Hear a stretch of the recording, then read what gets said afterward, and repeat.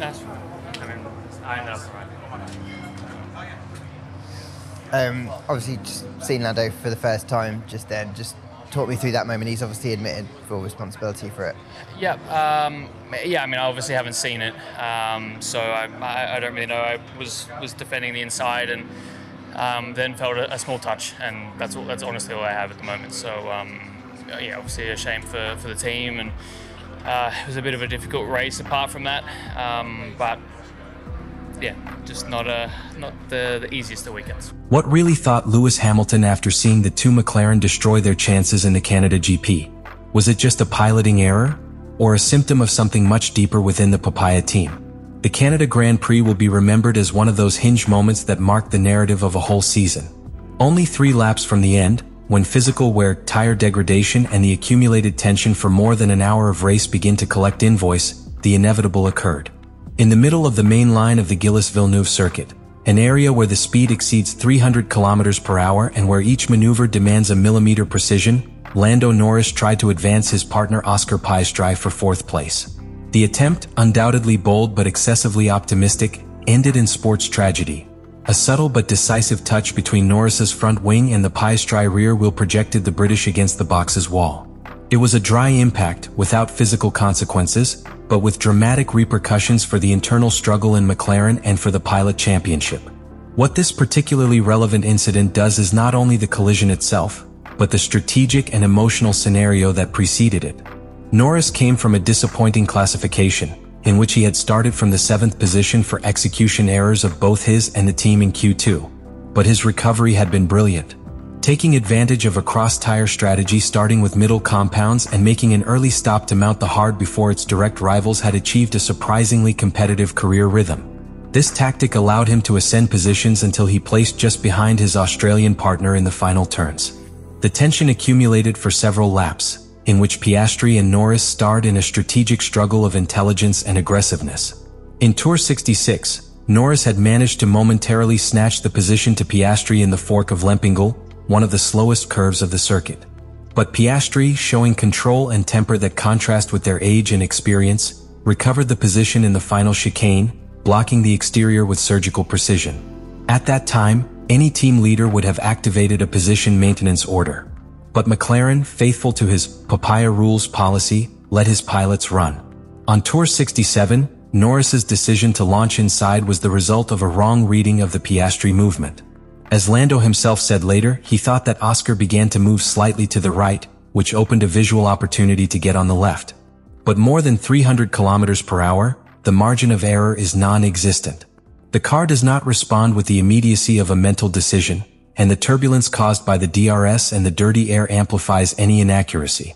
The result was the fatal contact. And in seconds, the strategy, effort, and aspirations of Norris vanished against the wall. But there is more at stake than a position in the table. The incident showed that the tension within McLaren is no longer simply sports. It is a struggle of leadership, personalities, and career philosophies. Norris, which for years has been the media face of the team, now faces a methodical, brain Piastri and clearly backed by technical sectors of the equipment. This silent fight had contained with diplomacy, until now. This accident represents a non-return point for the 2025 season. McLaren must decide whether to continue trusting a policy of free competition that, although it promotes show, threatens to convert the races into an internal mining field. The Canada collision was no accident. It was the direct consequence of a structure that, in the absence of clear limits, allows 2 exceptional talents to turn each race into a zero-sum game. In the midst of chaos unleashed after the impact between the McLaren, there was a voice that stood out not because of the volume, but for the specific weight of his words. Lewis Hamilton, from his new position within Ferrari, offered a vision that transcended the immediate accident to aim to the heart of the problem.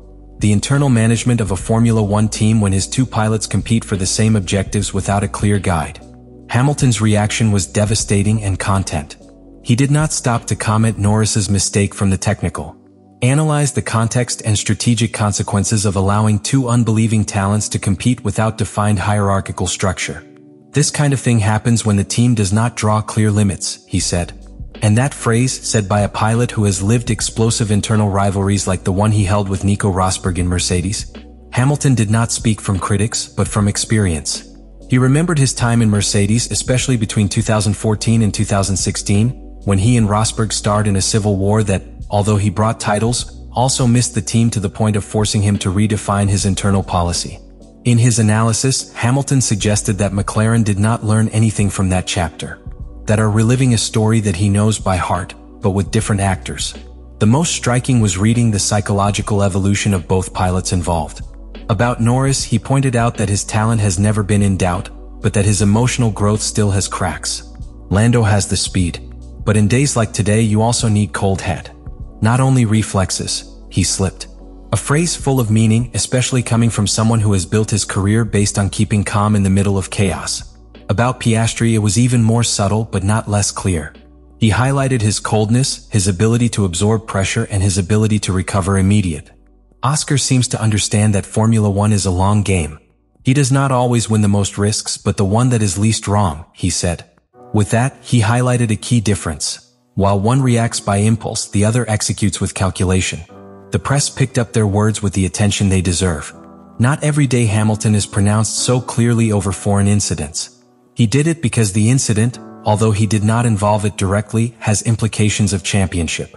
Because Hamilton knows that every point lost by McLaren is a point that can bring him closer to him or Ferrari to a possible recovery in the table.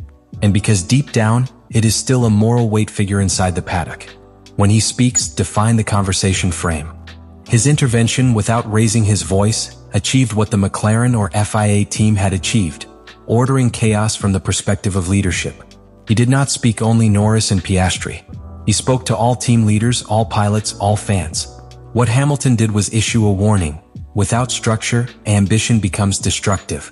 And in Formula One, the teams that are not governed from the direction end up being dragged by their pilots.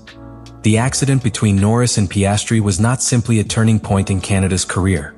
It was an earthquake that exposed the structural cracks of one of the most emblematic teams of the current grill. And the epicenter of that jolt is not in the car or in the box's wall. It is in the sports management philosophy that McLaren has embraced in recent years. A vision that promotes absolute equality among its pilots. A vision that, on days like this, becomes its greatest weakness. Because what is played now is not just the trust among teammates. It is the internal balance of a structure that leads the Builders' Championship and that, until before the impact, had its two pilots in the top four of the general table.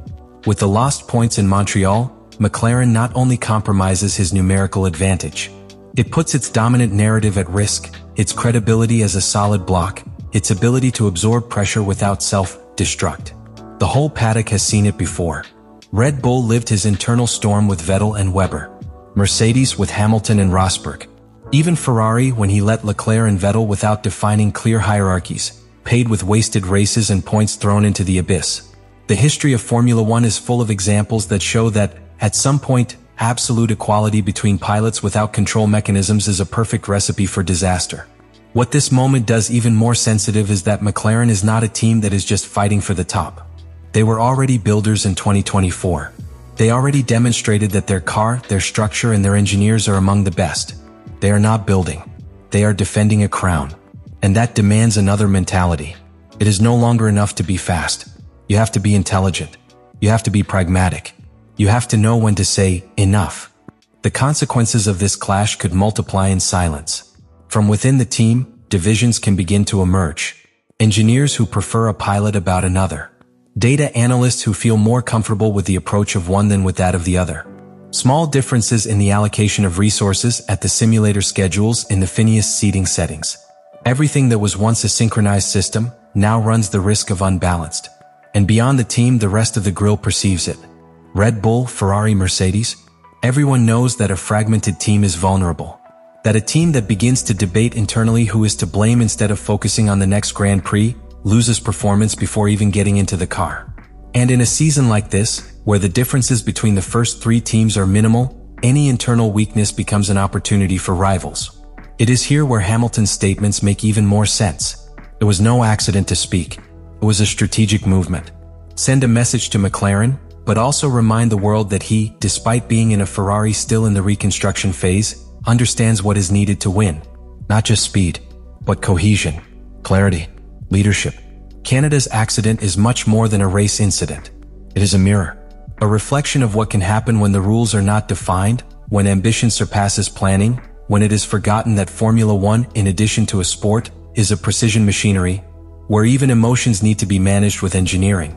And now, with the season in full development, with complex circuits on the horizon and with the pressure increasing in each session, McLaren is obliged to respond, not only on the track but from the inside. Because if they fail to transform this blow into a positive turning point, the accident of Norris and Piastri could be the first of many, and the beginning of the end of a campaign that seemed destined for glory. The accident in Canada was a moment of high visual voltage, but what left behind was even more powerful. A structural crack in one of the strongest teams of the last year. The collision between Lando Norris and Oscar Piastri not only meant lost points, ruined positions and frustration on the McLaren wall. It represented the clash between two team visions, between total freedom of internal competition and the imperative need for leadership and control when fighting for world championships. And it is precisely here where the role of figures like Lewis Hamilton enters, because his subsequent comment was not simply a criticism, it was a guide. An implicit message to the entire paddock that, even in an era of young talent, digital strategy and perfect simulations, the human factor remains the most unpredictable and the most decisive. What McLaren does in the next few days not on track, but within his internal meetings will mark the course of the whole season. Because this is not a speed problem. It is a culture problem. Long-term vision. And if they do not solve it now, the pressure will do it for them in the worst way. So the question I throw you today, do you think McLaren must maintain its equal policy among pilots or have the time to designate a clear leader? Can a team win a championship allowing an open internal competition without restrictions? Leave it in the comments.